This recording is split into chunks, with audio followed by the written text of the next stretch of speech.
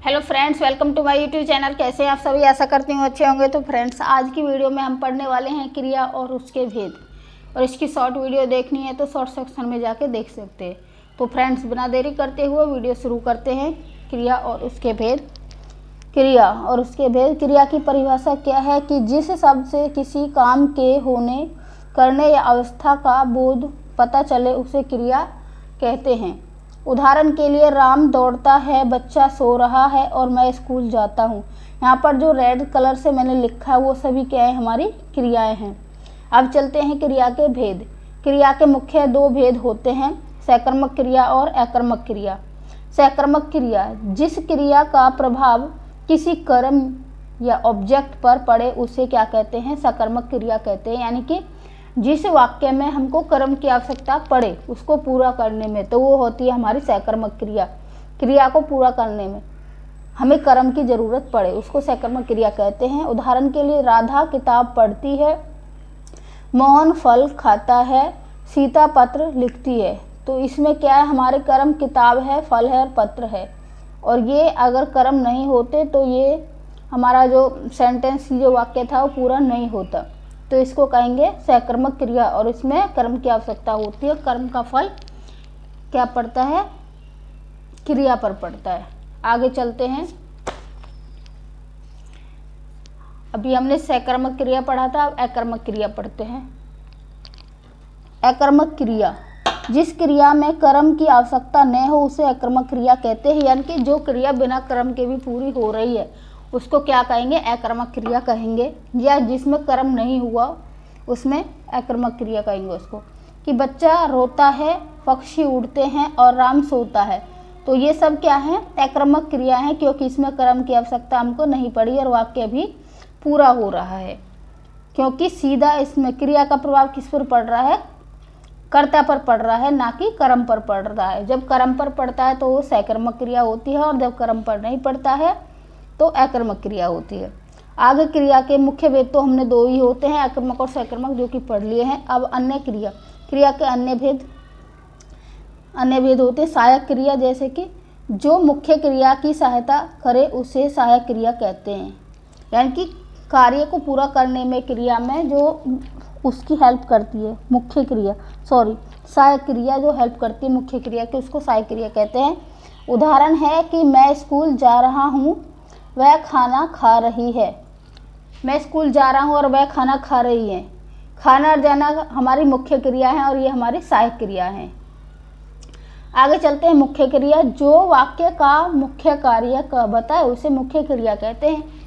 उदाहरण के लिए, मैं खाना खाता हूँ और वह गीत गाती है। कार्य क्या हो रहा है इनका? खाना और गीत। गाता है और खाती है। तो ये इसकी मुख्य क्रिया हो गई। आगे चलते हैं। प्रेरणार्थक क्रिया, जिस क्रिया में किसी के काम करवाने का भाव हो उसे प्रेरणार्थक क्रिया कहते हैं।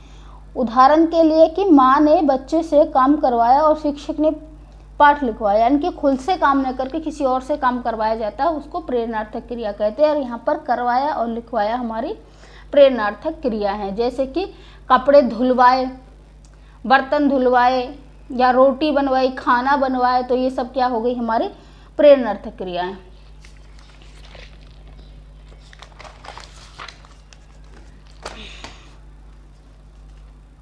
आगे चलते हैं। इसकी पूर्वकालिक क्रिया है।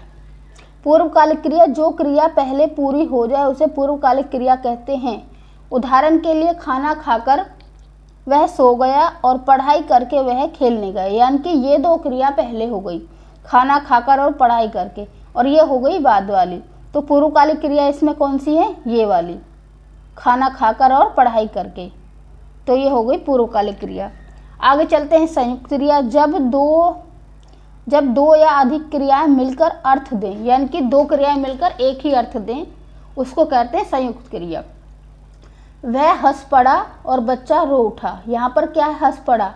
क्रियाएं दो हैं लेकिन अर्थ इनका एक ही निकल रहा है, तो ये हो गई संयुक्त क्रिया, एक ही अर्थ दे रही है। आगे चलते हैं। नाम धातु क्रिया, कि जो संज्ञा या विशेषण से बनी हो उसको कहते हैं हम नाम धातु क्रिया। नाम धातु का मतलब है कि वो किसी का नाम आए। जैसे कि हाथ, नाउन है, नाम धातु है, इसीलिए कहेंगे इसको नाम धातु क्रिया। लाज, ये क्या विशेषण है, विशेषण और किससे बन रही है, संज्ञा से। ये संज्ञा हो गई, ये विशेषण हो गई। बात, बात क्या विशेषण है, बात से बतियाना, हथियाना, लात से लतियाना, ऐसे करके। तो ये हमारे नाम धातु क्रियाएं हो जाती है। आगे चलते हैं द्विकर्मक क्रिया, जिसमें 2 कर्म होते हैं उसको द्विकर्मक क्रिया कहते हैं। शिक्षक ने बच्चों को कहानी सुनाई और माँ ने मुझे मिठाई दी। यहाँ पर क्या है, बच्चे एक कर्म हो गया और दूसरा कर्म क्या हो गया इसमें, कहानी। तो ये हो गई हमारी द्विकर्मक क्रिया। मुझे और मिठाई, यहाँ पर भी ये 2 कर्म हो गए, ये भी द्विकर्मक क्रिया है।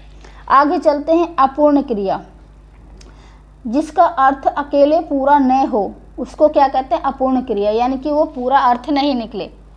जैसे कि राम लगता है और वह बन गया, राम कैसा लगता है, अर्थ तो कुछ निकला नहीं, तो ये इसका अर्थ क्या है, अपूर्ण है। और वह बन गया, क्या बन गया, कुछ अर्थ नहीं निकला, तो ये भी क्या है, अपूर्ण है। आगे चलते हैं पूर्ण क्रिया, जिसका अर्थ पूरा हो जाए उसको कहते हैं पूर्ण क्रिया। बच्चा सो गया और मोहन खेलता, तो यहाँ पर क्या क्रिया पूरी हो रही है और वाक्य पूरा है, तो ये हो गई हमारी पूर्ण क्रिया। और एक क्रिया होती है अनुकरणात्मक क्रिया, उसमें क्या होता है, अनुकरण किया जाता है। जैसे कि चिलचिलाना, बुलबुलाना, बड़बड़ाना, तो उसमें क्या है, एक क्रिया को 2 बार रिपीट किया जाता है, रिपीटेशन होती है उसमें, तो उसको कहते हैं अनुकरणात्मक। जैसे कि भिन भिनाना, चिलचिलाना, छिलछिलाना, गुनगुनाना, ऐसे करके, तो अनुकरणात्मक क्रिया होती है। तो फ्रेंड्स, क्रिया की हमने डिटेल वीडियो ये कंप्लीट कर लिया, और इसकी शॉर्ट वीडियो देखनी है तो शॉर्ट सेक्शन में जाके देख सकते हो।